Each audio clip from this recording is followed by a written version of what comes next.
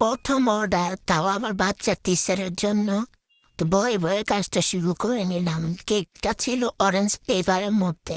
যেহেতু প্রথম cake decoration বা অর্ডার, তাও আমার বাচ্চা টিচারের জন্য, তো তাও কম সময়ের মধ্যে সুন্দরভাবে কেকটা কমপ্লিট করতে পারলাম। আমি ভাবতেও পাইনি এরকম ফাইনাল লুকটা হবে। তো ওনাদেরও অনেক পছন্দ হয়েছে।